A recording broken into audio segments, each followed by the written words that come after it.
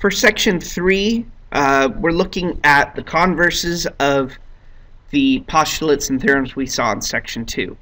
So in this case, we're proving proving the lines are parallel by looking at certain angles and seeing if they're congruent or supplementary. In this case, we look and we see that these are both in the top right corner, therefore they're corresponding angles. And since they're corresponding angles, our corresponding angles converse tells us if these two are congruent, then the lines are parallel. So what we're going to do is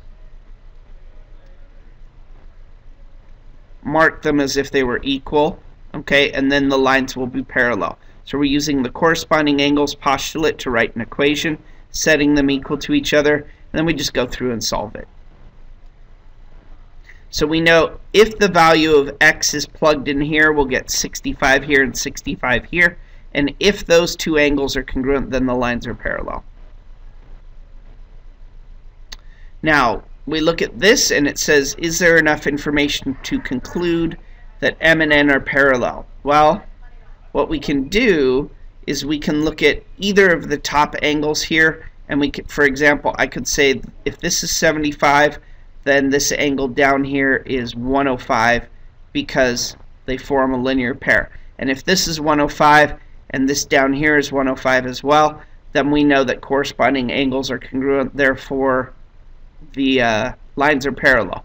But there are a bunch of different ways we could do it. We could also look at these two and say this is 105 up in the top left, therefore alternate exterior angles are congruent and the lines are parallel. So there's a bunch of different ways. Let's see how they explain it. In their case, they actually went with this one right here. We know that this is 105, so this is 75 because it forms a linear pair. So since these two angles are 75 degrees, corresponding angles are congruent and the lines are parallel.